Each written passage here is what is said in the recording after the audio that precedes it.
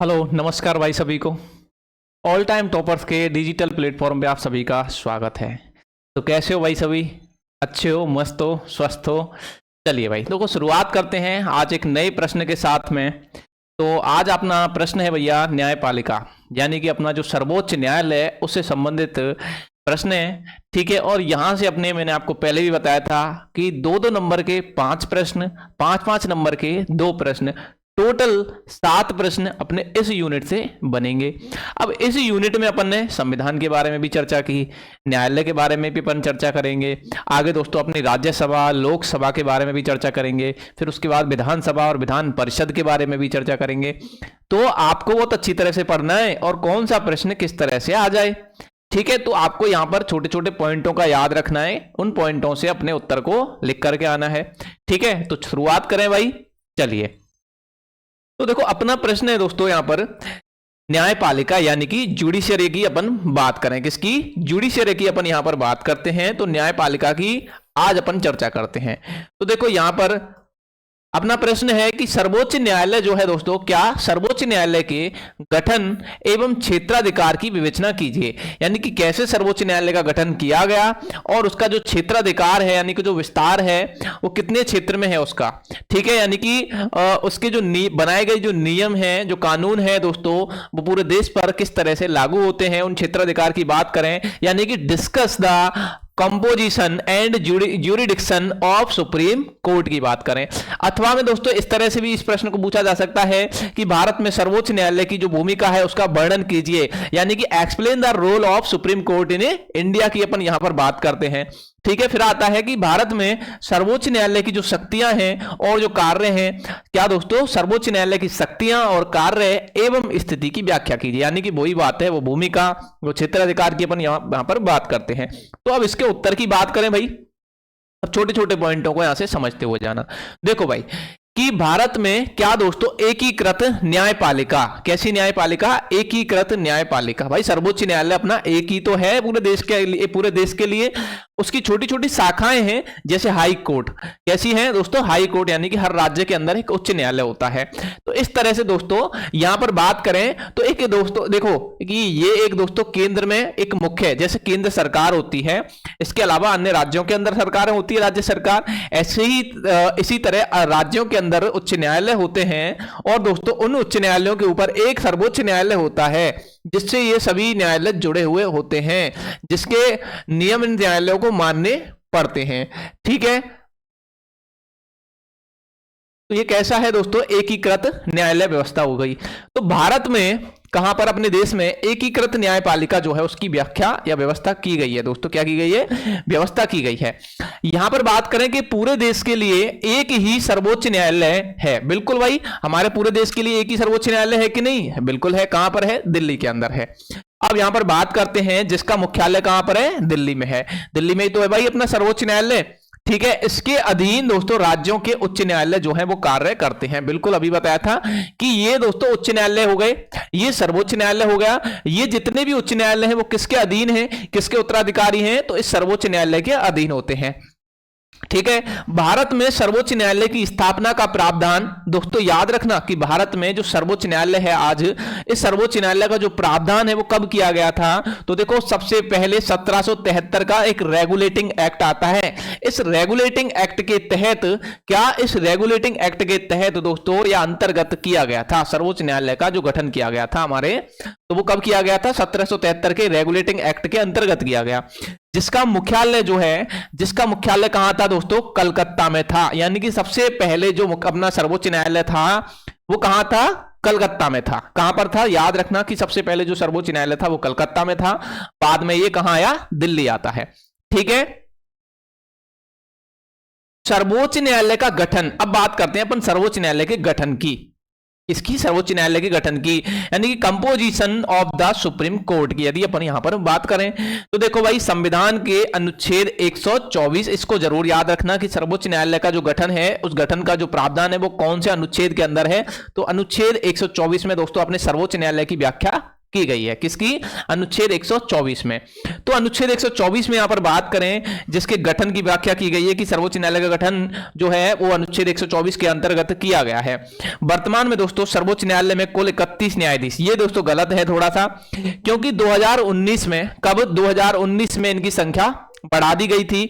और 2019 में देखो तो 2019 में ये संख्या कितनी कर दी गई दोस्तों? टोटल 34 कर दी गई। कितनी कर दी गई थी? 34 कर दी गई थी। अब इसमें याद रखना कि इस 34 में दोस्तों, इस 34 में याद रखना कि एक जो है वो मुख्य न्यायाधीश है दोस्तों। एक तो क्या है? मुख्य न्यायाधीश है।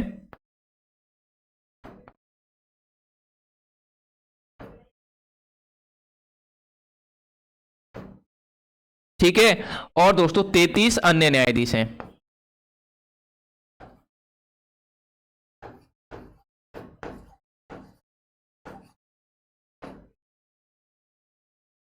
एक मुख्य न्यायाधीश है और 33 अन्य न्यायाधीश हैं। जैसे यहां पर लिखा हुआ है ना कि एक मुख्य न्यायाधीश और 30 अन्य न्यायाधीश, तो वर्तमान में 2019 में बदलाव होता है। ठीक है। और यहां पर जो सर्वोच्च न्यायालय है उस सर्वोच्च न्यायालय में एक मुख्य न्यायाधीश होगा और 33 क्या होंगे? अन्य न्यायाधीश होंगे। इस तरह से सर्वोच्च न्यायालय में न्यायाधीशों की संख्या हो जाती टोटल 34। कितनी? 34। इस बात को आपको याद रखना है। तो एक मुख्य न्यायाधीश है दोस्तों, 30 क्या है? अन्य न्यायाधीश है। आवश्यकता पड़ने पर राष्ट्रपति जो है दोस्तों उसके द्वारा अस्थायी न्यायाधीशों की नियुक्ति भी की जा सकती है। क्या? आवश्यकता पड़ने पर राष्ट्रपति जो है वो राष्ट्रपति क्या कर सकता है? अस्थायी, यानी कि दोस्तों कार्यवाहक रूप से, क्या कार्यवाहक बढ़ जाए उस रूप में या कोई पद खाली हो जाए, तब दोस्तों क्या हो सकता है? वहां पर अन्य न्यायाधीशों की नियुक्ति अस्थायी तौर पर की जा सकती है। स्थायी नहीं, अस्थायी तौर पर की जा सकती। कौन कर सकता है? राष्ट्रपति। तो ये बात आपको थोड़ी सी याद रखनी है कि सर्वोच्च न्यायालय का गठन कौन से अनुच्छेद के तहत, कितने न्यायाधीश होते हैं दोस्तों, कौन जो है राष्ट्रपति की कौन जो है मुख्य न्यायाधीश की जहां पर या अन्य न्यायाधीशों की नियुक्ति करता है। ठीक है। इसके बाद अपन आगे चर्चा करते हैं न्यायाधीशों की नियुक्ति की दोस्तों, यानी कि अपॉइंटमेंट ऑफ द जजेज की बात करें अपन। तो देखो भैया कि सर्वोच्च न्यायालय जो है उसके न्यायाधीशों की नियुक्ति किसके द्वारा की जाती है? राष्ट्रपति के द्वारा की जाती है। नियुक्ति के समय राष्ट्रपति मुख्य न्यायाधीश से क्या लेते हैं? परामर्श भी लेते हैं। जब किसी न्यायाधीश की नियुक्ति की जाती है सर्वोच्च न्यायालय के अंदर, तो दोस्तों किसकी अनुमति ली जाती है? नियुक्ति करता कौन है? राष्ट्रपति। लेकिन राष्ट्रपति भी किसकी जो है परामर्श से करता है? तो यहां पर दोस्तों वो मुख्य न्यायाधीश का परामर्श लेता है, यानी कि चीफ जस्टिस ऑफ इंडिया। सर्वोच्च न्यायालय का जो मुख्य न्यायाधीश होता है दोस्तों, उस मुख्य न्यायाधीश के परामर्श से राष्ट्रपति क्या करता है? उसकी नियुक्ति, अन्य न्यायाधीशों की नियुक्ति करता है। मुख्य न्यायाधीश की नियुक्ति के अन्य न्यायाधीशों की सलाह लेना राष्ट्रपति के लिए अनिवार्य नहीं है। और ऐसा अनिवार्य नहीं है दोस्तों कि उसको सलाह लेनी पड़ेगी। किसको? राष्ट्रपति को। क्यों? अन्य न्यायाधीशों की नियुक्ति करने के लिए जरूरी नहीं है कि वो सलाह ले। ठीक है। बिना सलाह के भी वो क्या कर सकता है? नियुक्ति कर सकता है।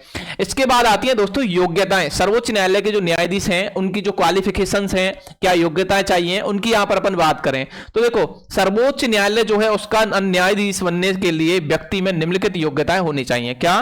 सर्वोच्च न्यायालय का न्यायाधीश बनने के लिए जो व्यक्ति है उस व्यक्ति में क्या क्या योग्यताएं होनी चाहिए। ठीक है।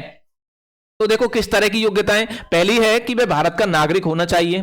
क्या? पहली है भारत का नागरिक हो, वह कम से कम 5 वर्ष तक एक या अधिक उच्च न्यायालयों में न्यायाधीश रहा हो दोस्तों। क्या? वह कम से कम कितने वर्ष? 5 वर्ष। कितने वर्ष? 5 वर्ष तक एक या अधिक उच्च न्यायालय, यानी कि दोस्तों किसी हाई कोर्ट, यानी कि राज्यों के अंदर जो न्यायालय होते हैं ना, हाई कोर्ट होते हैं, तो उन हाई कोर्ट के अंदर दोस्तों कम से कम 5 वर्ष तक क्या रहा हो? वो न्यायाधीश के पद पर रहा हो। किसके पद पर रहा हो? वहां पर भी वो न्यायाधीश के पद पर रहा हो, यानी कि जज हो वो वहां पर। ठीक है। कम से कम 10 वर्ष तक उच्च या सर्वोच्च न्यायालय में वकालत की हो उसने, और कम से कम 10 साल का उसको एक्सपीरियंस होना चाहिए। किसका? वकालत का। सर्वोच्च न्यायालय में या उच्च न्यायालय में। वह राष्ट्रपति की दृष्टि में उत्कृष्ट विधि विशेषज्ञ हो दोस्तों। राष्ट्रपति की दृष्टि में वह उत्कृष्ट विधि विशेषज्ञ, यानी कि कानून का अच्छा जानकार होना चाहिए वो, यानी कि कानून को अच्छी तरह से जानता हो, समझता हो। ठीक है। इस तरह दोस्तों का क्या होना चाहिए? राष्ट्रपति की दृष्टि में उत्कृष्ट विधि विशेषज्ञ, एक अच्छा विधि विशेषज्ञ होना चाहिए।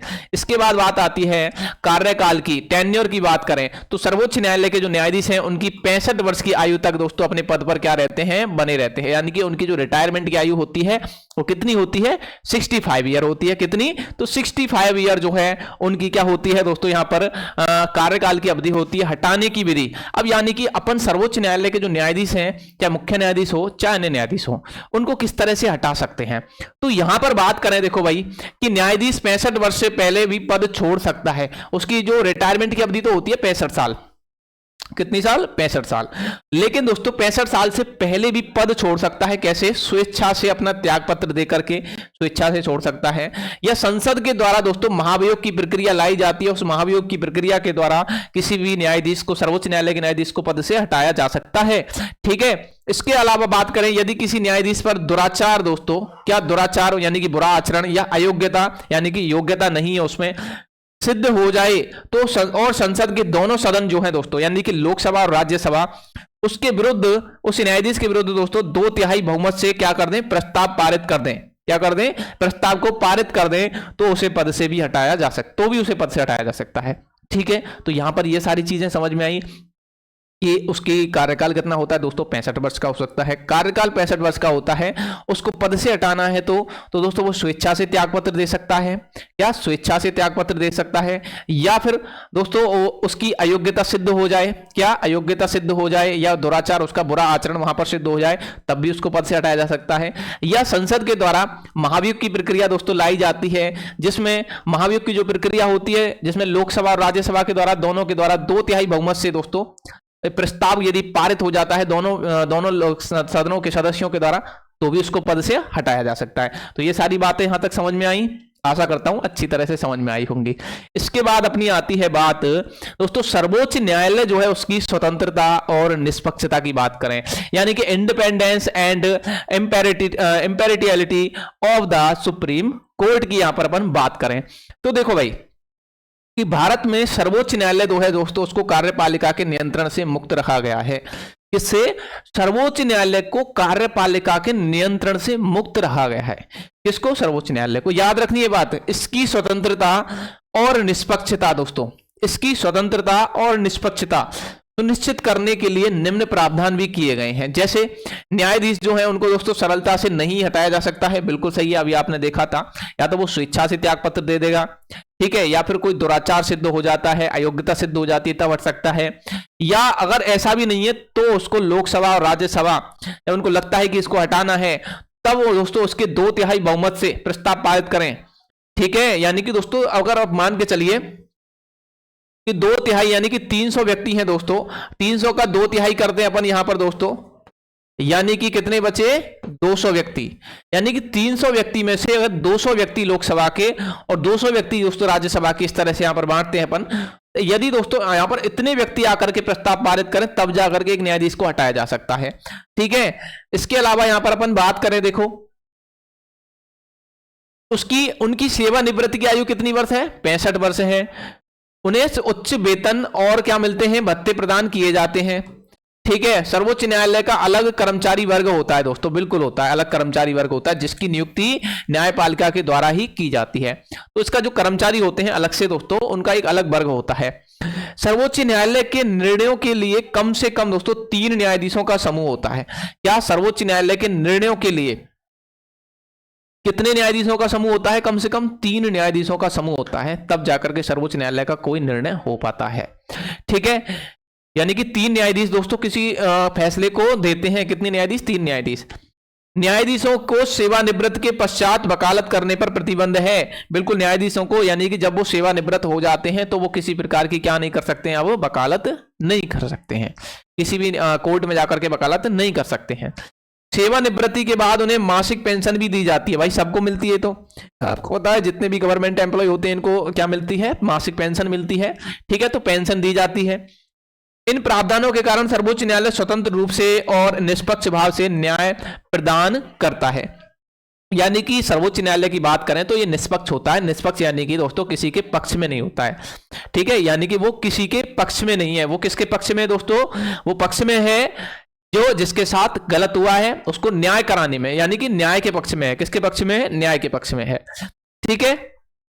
इसके बाद आती है सर्वोच्च न्यायालय का क्षेत्राधिकार और कार्य, और इसके अलावा दोस्तों सर्वोच्च न्यायालय की शक्तियां। क्या सर्वोच्च न्यायालय की शक्तियां, उसका कार्य और उसका क्षेत्राधिकार की यहां पर अपन बात करें तो भैया देखो यहां पर भारत में न्याय के लिए कानून द्वारा स्थापित प्रक्रिया, भारत में दोस्तों न्याय के लिए कानून द्वारा स्थापित प्रक्रिया, ठीक है, यानी कि प्रोसीजर एस्टैब्लिश्ड बाय लॉ को यदि बात करें को अपनाया गया है, ठीक है, कानून द्वारा स्थापित प्रक्रिया कोई तो अपनाया गया भाई भारत में, परंतु संविधान की सुरक्षा के उद्देश्य से दोस्तों, किससे, संविधान जो है उस संविधान की सुरक्षा के उद्देश्य से बात करें तो सर्वोच्च न्यायालय को इतने व्यापक अधिकार दिए गए हैं कि वह कानून की उचित प्रक्रिया जो है दोस्तों के अनुरूप भी न्याय कर सकता है। यानी कि सर्वोच्च न्यायालय जो है वो संविधान की जो रक्षा है उसके उद्देश्य से, इसकी दोस्तों संविधान जो है उसकी रक्षा या सुरक्षा के उद्देश्य से जो है सर्वोच्च न्यायालय को इतने व्यापक कानून दिए गए हैं, उसके हाथ में इतनी शक्तियां दी गई हैं कि वह दोस्तों कानून की उचित प्रक्रिया जो है उस प्रक्रिया के अनुरूप भी क्या कर सकता है, न्याय कर सकता है। ठीक है, तो देखो भाई भारत के सर्वोच्च न्यायालय का अधिकार क्षेत्र जो है दोस्तों विश्व के किसी भी देश के न्यायालय से कम नहीं है भैया। यानी कि भारत का जो सर्वोच्च न्यायालय है उस भारत के सर्वोच्च न्यायालय का जो अधिकार क्षेत्र है दोस्तों वो किसी देश के न्यायालय से कम नहीं है, किसी अन्य देश के न्यायालय से कम नहीं है। ठीक है, इस संदर्भ में दोस्तों अल्लादी कृष्णा स्वामी अय्यर, कौन, अल्लादी कृष्णा स्वामी जो अय्यर हैं, उन्होंने क्या कहा है, तो उन्होंने कहा है भाई देखो कि विश्व के किसी भी संघीय न्यायालय, क्या दोस्तों, विश्व के किसी भी संघीय न्यायालय जिसमें अमेरिकन सर्वोच्च न्यायालय भी शामिल है, अगर हम बात करें विश्व किसी भी अन्य न्यायालय की, सर्वोच्च न्यायालय की, संघीय न्यायालय की, और अगर हम अमेरिका के संघीय न्यायालय की भी यदि बात करें, ठीक है, इसकी अपेक्षा दोस्तों भारत के सर्वोच्च न्यायालय का अधिकार क्षेत्र अधिक बड़ा है, बड़ा व्यापक है। ठीक है, क्या है, व्यापक है। इसके अलावा दोस्तों अपन यहां पर बात करें देखो कि सर्वोच्च न्यायालय के कार्य एवं शक्तियों का अध्ययन जो है उसके क्षेत्राधिकार के आधार पर किया जाता है। क्या सर्वोच्च न्यायालय के जो कार्य हैं और जो शक्तियां हैं उन शक्तियों और कार्यों का अध्ययन उसके क्षेत्राधिकार के आधार पर किया जाता है, जिससे सामान्यतः दो भागों में विभाजित किया गया है। उसके क्षेत्राधिकार को दोस्तों दो भागों में विभाजित किया गया है, किसके, सर्वोच्च न्यायालय के जो क्षेत्राधिकार हैं। जैसे कि अपन यहां पर बात करें देखो प्रारंभिक क्षेत्राधिकार, पहला है प्रारंभिक क्षेत्राधिकार यानी कि ओरिजिनल ज्यूरिडिक्शन की बात करें। प्रारंभिक क्षेत्राधिकार में दोस्तों वे विवाद आते हैं जिनमें मुकदमे सीधे सर्वोच्च न्यायालय में दायर किए जाते हैं, यानी कि कोई मुकदमा पहले उच्च न्यायालय में या दोस्तों जिला न्यायालय में नहीं होकर के सीधा सर्वोच्च न्यायालय में आ रहा है, तो वो दोस्तों वो कौन सा, उसका प्रारंभिक क्षेत्राधिकार वाले न्यायालय। ठीक है, ये निम्न प्रकार के हो सकते हैं, जैसे कि दोस्तों ऐसे विवाद जिसमें एक पक्ष संघ सरकार है यानी कि केंद्र सरकार है, एक पक्ष तो, और दोस्तों दूसरा पक्ष एक या अधिक राज्य सरकार है। यानी कि दोस्तों देखो ये केंद्र है और ये कोई राज्य है और इस राज्य के साथ में अन्य भी राज्य हैं, इनके मध्य क्या हो गया दोस्तों, विवाद हो गया। क्या हो गया, विवाद हो गया। अब ये विवाद सीधा सा कहां जाएगा, सर्वोच्च न्यायालय जाएगा। यानी कि ऐसे विवाद जिनमें केंद्र सरकार और किसी राज्य या अन्य राज्यों के मध्य विवाद हो तो वो सर्वोच्च न्यायालय में जाते हैं। दो या दो से अधिक राज्यों के बीच विवाद हो रहा है दोस्तों, किन्हीं दो राज्यों के बीच में क्या हो रहा है, विवाद हो रहा है, या दो से अधिक राज्यों के बीच में विवाद हो रहा है तो वो सर्वोच्च न्यायालय में जाता है। ऐसे विवाद दोस्तों जिसमें संघ सरकार एवं कुछ राज्य एक पक्ष हों, क्या ऐसे विवाद दोस्तों जिसमें संघ सरकार और कुछ राज्य तो एक पक्ष में हों, यानी कि ये दोस्तों केंद्र सरकार है, इस केंद्र सरकार के साथ में मान के चलो कोई दो राज्य और जुड़े हुए हैं, इनके बीच में और दोस्तों यहां पर कई सारे राज्यों के बीच में विवाद हो रहा है, यानी कि ये राज्य हैं और ये केंद्र है और उसके साथ में दो राज्य और हैं, इनके बीच में क्या हो रहा है दोस्तों, विवाद हो रहा है, यानी कि अन्य राज्य दूसरा पक्ष हो। देखो यहां पर लिख रहा है कि संघ सरकार एवं कुछ राज्य एक पक्ष हो गए ये वाले तो, और दोस्तों ये एक पक्ष हो गए अन्य राज्य, इनके मध्य क्या हो रहा है, विवाद हो रहा है, तो ये विवाद सर्वोच्च न्यायालय में जाकर के सुलझेगा। कोई भी ऐसा विवाद जिसमें कानून या संविधान की व्याख्या का प्रश्न जुड़ा हो, और ऐसा कोई कानून दोस्तों जिसमें संविधान की व्याख्या का प्रश्न जुड़ा हो, वो सीधा सर्वोच्च न्यायालय में जाता है। नागरिकों के मौलिक अधिकारों से संबंधित दोस्तों विवाद, यानी कि किसी व्यक्ति के मौलिक अधिकारों का हनन हो रहा है तो वो सीधा जाकर के सर्वोच्च न्यायालय में अपील कर सकता है, क्या कर सकता है, अपील कर सकता है। ठीक है, राष्ट्रपति या उपराष्ट्रपति के चुनाव से संबंधित कोई भी विवाद दोस्तों, क्या राष्ट्रपति या उपराष्ट्रपति के चुनाव से संबंधित भी यदि कोई विवाद है तो भी कहां जा सकता है, वो सर्वोच्च न्यायालय जा सकता है। ठीक है, तो ये जो है दोस्तों, ये अपने जो है ये बातें जो हैं ये किसमें आते हैं, ये प्रारंभिक क्षेत्राधिकार के अंदर आते हैं। किसमें, प्रारंभिक क्षेत्राधिकार में। ठीक है, यानी कि जो मामले सीधे के सीधे कहां जाए, सर्वोच्च न्यायालय में जाएं, तो वो तो हो गए प्रारंभिक क्षेत्राधिकार में। तो इनको याद रख लोगे आप। फिर से देखो एक बार कि दोस्तों, एक या एक से अधिक राज्यों के मध्य विवाद, ठीक है, दो या दो से अधिक राज्यों के मध्य विवाद, केंद्र और किसी राज्य के मध्य विवाद, केंद्र और किसी दो राज्यों के मध्य विवाद, केंद्र प्लस राज्य दोस्तों या अन्य राज्यों के मध्य विवाद, तो ये जो है सर्वोच्च न्यायालय में सीधे चले जाते हैं। मौलिक अधिकारों से हनन। अब के बाद आता है दोस्तों अपीलीय क्षेत्राधिकार, यानी कि एपीलिएट ज्यूरिडिक्शन की यहां पर अपन बात करें। देखो, अपीलीय क्षेत्राधिकार में वे मुकदमे आते हैं दोस्तों, इसमें अपीलीय जो क्षेत्राधिकार है उसमें वो मुकदमे आते हैं जिनका निर्णय दोस्तों निम्न न्यायालयों या उच्च न्यायालयों में हो चुका है। यानी कि देखो, आपके जिला न्यायालय होते हैं, क्या होते हैं, जिले के अंदर न्यायालय होता है। तो जिला न्यायालय में कोई मामला नहीं सुलझा, वो उच्च न्यायालय में पहुंचा, उच्च न्यायालय में भी मामला नहीं सुलझा, वो जाकर के सीधा सर्वोच्च न्यायालय में पहुंच गया। तो इस तरह के मामले जो उच्च न्यायालय में चल रहे थे वो सर्वोच्च न्यायालय ने अपने पास बुला लिए दोस्तों, या जिला न्यायालय में चल रहे थे उनको अपने पास ले लिया।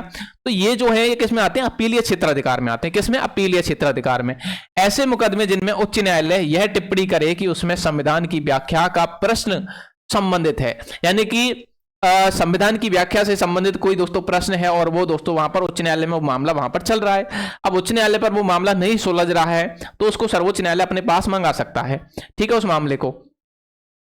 ऐसे दीवानी मामले जिनमें दोस्तों उच्च न्यायालय यह प्रमाणित करे कि उसमें सर्वोच्च न्यायालय में अपील की जा सकती है। क्या, ऐसे दीवानी मामले जिनमें उच्च न्यायालय दोस्तों यह प्रमाणित करे, क्या उच्च न्यायालय क्या प्रमाणित करे कि उसमें सर्वोच्च न्यायालय में क्या की जा सकती है, अपील की जा सकती है।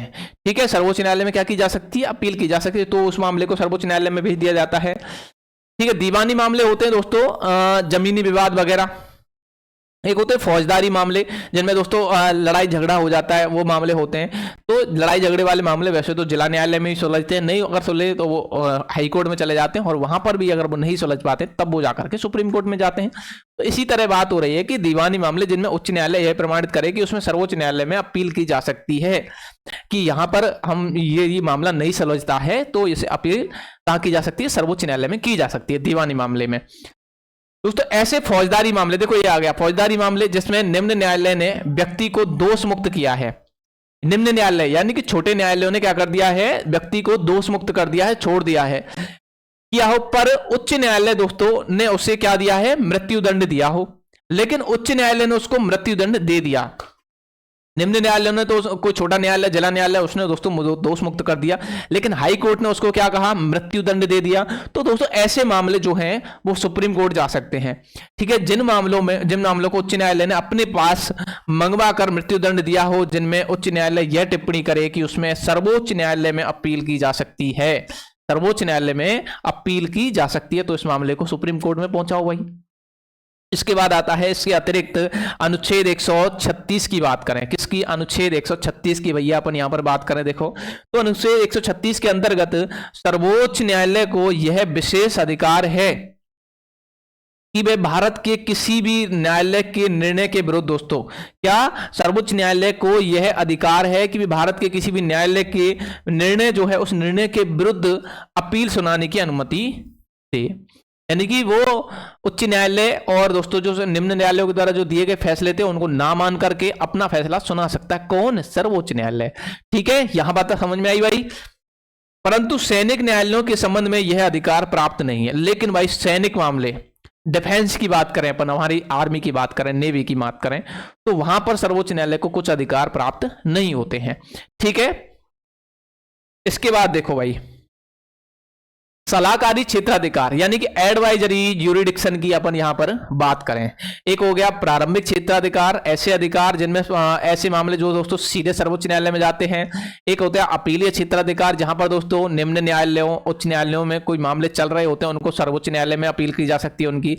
एक आते हैं दोस्तों अपने सलाहकारी क्षेत्राधिकार। देखो आवश्यकता पड़ने पर राष्ट्रपति किसी भी वैधानिक या संवैधानिक प्रश्न पर सर्वोच्च न्यायालय से सलाह मांग सकता है। यहां पर राष्ट्रपति की बात आ रही है कि राष्ट्रपति जो है वो वैधानिक या संवैधानिक कोई भी दोस्तों प्रश्न है, उस प्रश्न पर सर्वोच्च न्यायालय जो है सर्वोच्च न्यायालय से क्या मांग सकता है, सलाह ले सकता है, एडवाइज ले सकता है कोई भी, कौन, राष्ट्रपति। ठीक है, सर्वोच्च न्यायालय एक बेंच बनाकर अपनी राय देता है दोस्तों। सर्वोच्च न्यायालय एक बेंच बना सकता है, ये बेंच बना लेता है, यानी कि कई सारे न्यायाधीश दोस्तों वहां पर बैठ जाते हैं और फिर उनके दोस्तों वहां पर सुझाव लिए जाते हैं और उन सुझावों को एक मत किया जाता है, फिर जाकर के कोई फैसला लिया जाता है। ठीक है, एक राय देते हैं। ठीक है, यदि किसी न्यायाधीश की विभिन्न राय हो, यदि किसी न्यायाधीश की जो बेंच बनाई गई है, बेंच पर, जिस बेंच पर बैठ करके वो फैसला दे रहे हैं दोस्तों, कोई सलाह दे रहे हैं, राय दे रहे हैं, अगर उनमें से कोई व्यक्ति, कोई न्यायाधीश अलग राय देता है तो वह भी सलाह के साथ भेजी जाती है कि भाई ये मान के चलो ये 31 न्यायाधीश बैठे, उन्होंने राष्ट्रपति ने उनसे सलाह मांगी। अब सलाह मांगी तो भैया एक न्यायाधीश ऐसा था उन 34 में से कि उसने थोड़ी सी राय अलग दी, तो उस न्यायाधीश की राय को भी राष्ट्रपति के पास भेजा जाएगा कि इसने अपनी राय इस तरह से अलग राय दी है, 33 न्यायाधीशों ने अलग राय दी है, तो इनको देखा, तो उसको भी भेजा जाएगा। सर्वोच्च न्यायालय भविष्य में अपनी दी हुई सलाह को भी बदल सकता है और सर्वोच्च न्यायालय जो सलाह दी गई थी उसको भविष्य में आगे बदल भी सकता है कि मैंने ये सलाह दी थी, आज मैं इसको संशोधित करता हूं या बदल सकता हूं। तो ये होती है दोस्तों सलाहकारी क्षेत्राधिकार की बात।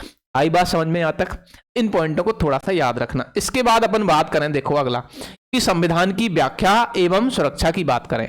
इसकी संविधान की व्याख्या और सुरक्षा की बात करें, यानी कि प्रोटेक्शन एंड दोस्तों इंटरप्रिटेशन ऑफ कॉन्स्टिट्यूशन की यहां पर बात करें।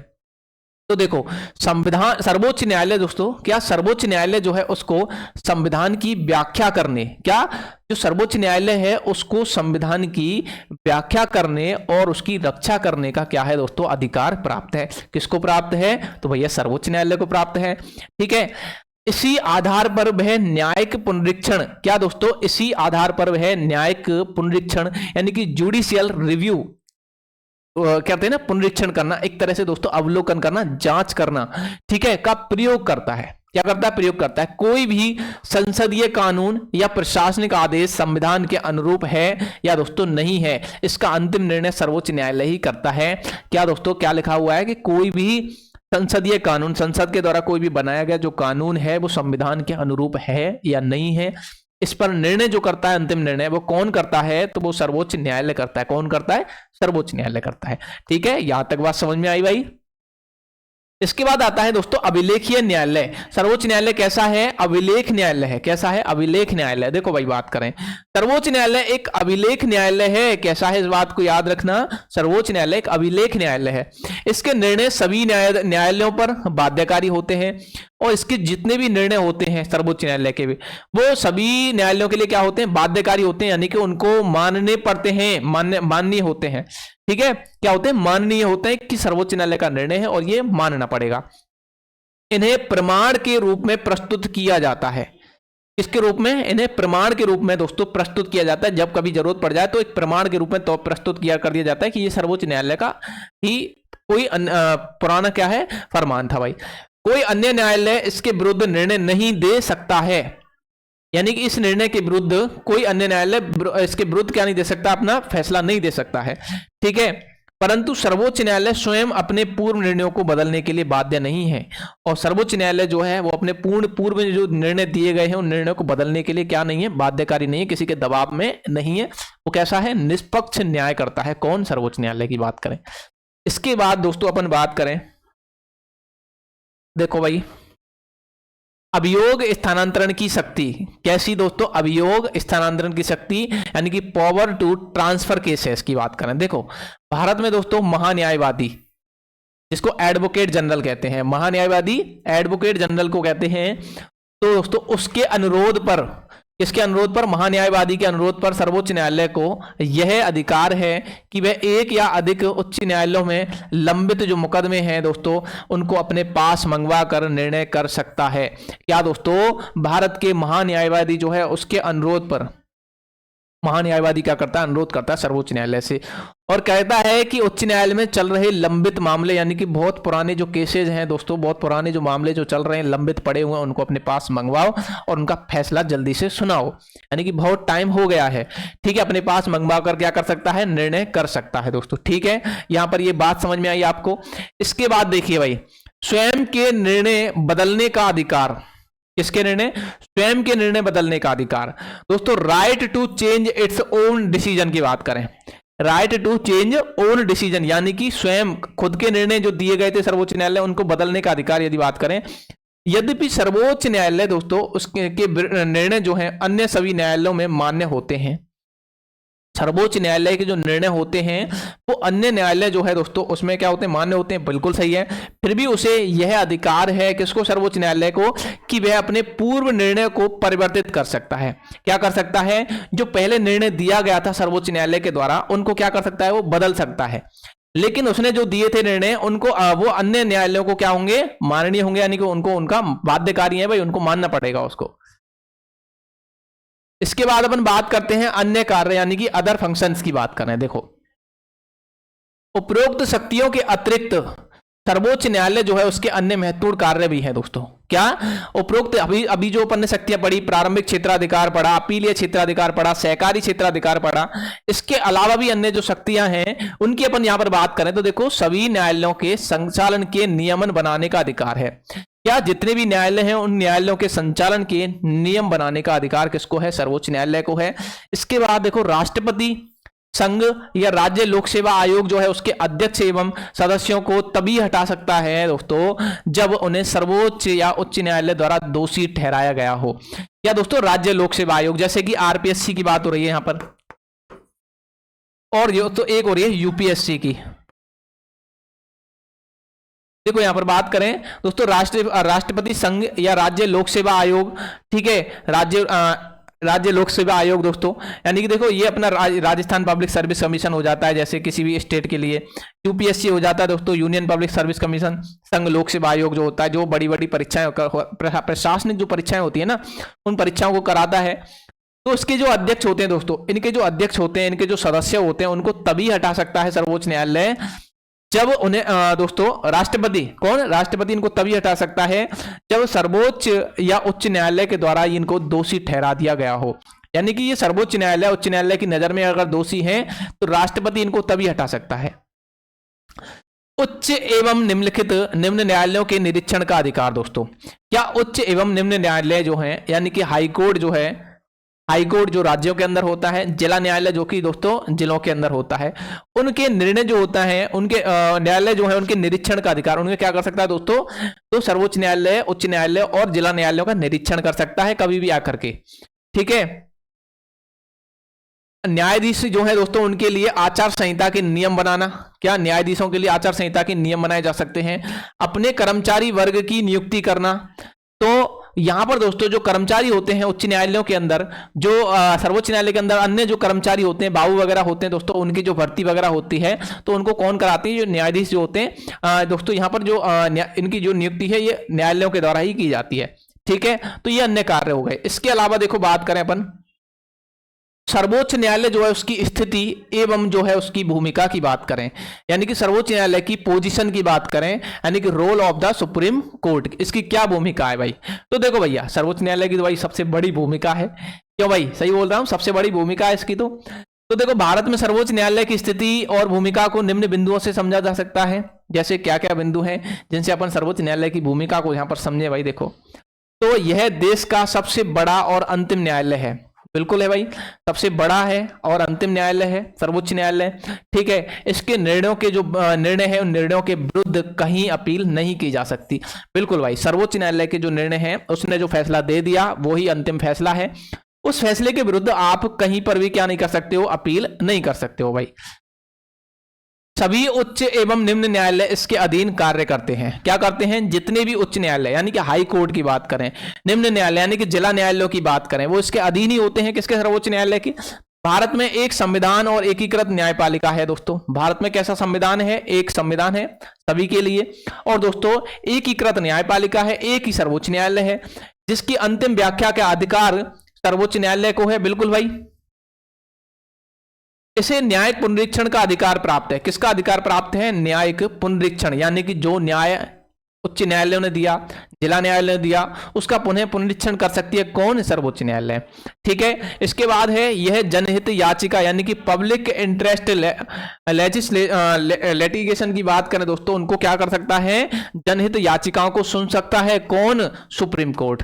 ठीक है, तथा कार्यपालिका को निर्देश दे सकता है कौन भाई? Supreme court. ठीक है, इसके अलावा देखो भैया, न्यायाधीशों को आसानी से नहीं हटाया जा सकता है, बिल्कुल नहीं हटाया जा सकता भाई, इनको आसानी से नहीं हटाया जा सकता भाई, किसी को हटाया जा सकता है लेकिन सर्वोच्च न्यायालय के न्यायाधीशों को आसानी से नहीं हटाया जा सकता। यह मौलिक अधिकारों के संरक्षक हैं। किसके संरक्षक हैं? जो न्यायाधीश होते हैं ये किसके संरक्षक होते हैं? मौलिक अधिकारों के संरक्षक, यानी कि हमारे जो मौलिक अधिकार हैं दोस्तों उनके संरक्षक हैं। संघात्मक व्यवस्था जो है दोस्तों, उसमें उत्पन्न विवादों का अंतिम निर्णय है। संघात्मक व्यवस्था, कौन सी व्यवस्था? संघात्मक जो व्यवस्था है दोस्तों, मैनेजमेंट है, उसमें जो विवाद हो जाते हैं दोस्तों, उन विवादों का अंतिम निर्णय कौन करता है? सर्वोच्च न्यायालय करता है। ठीक है, इसके अलावा देखो बात करें, कर्मचारियों, पिछड़ों, अनुसूचित जातियों, जनजातियों, मजदूरों के हितों की रक्षा हेतु अनेक ऐतिहासिक निर्णय दिए गए हैं। किसने? सर्वोच्च न्यायालय ने दिया। यानी कि मजदूरों के पक्ष में बात करें, जनजातियों के पक्ष में बात करें, जातियों के पक्ष में बात करें, तो सर्वोच्च न्यायालय ने अनेक सारे फैसले जो हैं, ऐतिहासिक फैसले अब तक दिए जा चुके हैं दोस्तों। ठीक है, जैसे कि जनहित याचिकाओं के माध्यम से पर्यावरण संरक्षण के लिए दोस्तों, पर्यावरण जो संरक्षण है, आपको पता है कि पर्यावरण के लिए आए दिन कोई ना कोई दोस्तों एक तरह से आंदोलन छिड़ जाता है वनों के काटने पर, तो उसके लिए क्या बना सकता है यहाँ पर दोस्तों? सर्वोच्च न्यायालय पर्यावरण संरक्षण के लिए महत्वपूर्ण कदम उठाया जा सकता है। महिलाओं के समान, किसके समान? महिलाओं के दोस्तों समान नहीं, सम्मान और उनकी सुरक्षा के लिए, महिलाओं के सम्मान और उनकी सुरक्षा के लिए अनेक महत्वपूर्ण निर्णय दिए हैं। किसने दोस्तों? यहां पर सर्वोच्च न्यायालय ने। दहेज पर दुल्हन का अधिकार, किस पर दोस्तों? दहेज पर दुल्हन का अधिकार, और मुस्लिम महिलाओं को तलाक के बाद गुजारा भत्ता प्रदान करना, इस तरह के निर्णय किसने दिए हैं? सुप्रीम कोर्ट ने अब तक दिए हैं। कई सारे दोस्तों फैसले जिनसे, जो कि इतिहास, यानी कि एक तरह से दोस्तों वो इतिहास लिख गया उन फैसलों पर, यानी कि ऐसे फैसले सुप्रीम कोर्ट के द्वारा दिए गए जो कि समाज में क्या लाएंगे? बदलाव लाएंगे आगे चल करके। ठीक है, इसके अलावा देखो भाई, अपन यहां पर बात करें इन सब से क्या निष्कर्ष निकला। आज अपन ने जो उच्च न्यायालय के बारे में, उच्च न्यायालय नहीं दोस्तों, सर्वोच्च न्यायालय के बारे में, या न्यायपालिका, उच्च न्यायालय और दोस्तों जिला न्यायालयों के बारे में जो अपन ने पढ़ा, इससे क्या निष्कर्ष निकलता है कि भारत का सर्वोच्च न्यायालय केवल सर्वोच्च ही नहीं है, बल्कि एक प्रकार से दोस्तों संप्रभु है। कैसा है? संप्रभु है। ठीक है, यानी कि एक तरह से सबके लिए दोस्तों, सबके लिए है, एक है, क्या है? सबके लिए है और एक है। इसने केवल संविधान के प्रहरी के रूप में नहीं दोस्तों, यानी कि संविधान का एक दोस्तों प्रहरी नहीं है, गार्ड नहीं है दोस्तों, बल्कि सामाजिक एवं आर्थिक परिवर्तन के साधन के रूप में क्या किया है? काम किया है। किसने भाई? सर्वोच्च न्यायालय के द्वारा। इसके बाद अपन बात करते हैं पामर, विद्वान जो पामर है वो क्या कहते हैं कि भारत की संवैधानिक व्यवस्था जो है उसमें सर्वोच्च न्यायालय दोस्तों ईर्ष्याजनक स्थान प्राप्त कर लिया है। कैसा? ईर्ष्याजनक स्थान प्राप्त कर लिया है। ठीक है, यह योग्य न्यायाधीशों से गठित है और इसके निर्णय वास्तव में महत्वपूर्ण भी रहे हैं। क्या दोस्तों? इसके जो निर्णय हैं वो वास्तव में क्या रहे हैं? महत्वपूर्ण रहे हैं आगे आने वाले टाइम के लिए दोस्तों, जो क्या होंगे? सलाहकारी होंगे। इसके अलावा अपन यहां पर बात करें एम.बी. पावती। कौन? एम.बी. पावती क्या कहते हैं भाई? देखो कि भारत के सर्वोच्च न्यायालय में विभिन्न और व्यापक शक्तियों का समन्वय इसे न केवल दोस्तों न्यायिक क्षेत्र में सर्वोच्च प्रदान करता है, बल्कि यह कानून और संविधान का रक्षक भी बनाता है। यानी कि जो सर्वोच्च न्यायालय है वो क्या करता है भाई कि संविधान के जो उद्देश्य हैं और जो सुरक्षा है उसकी दृष्टि को देखते हुए दोस्तों क्या करता है? निर्णय देता है अपना। इसके साथ में भाई ये अपना जो प्रश्न है आज यहाँ पर समाप्त होता है। ठीक है,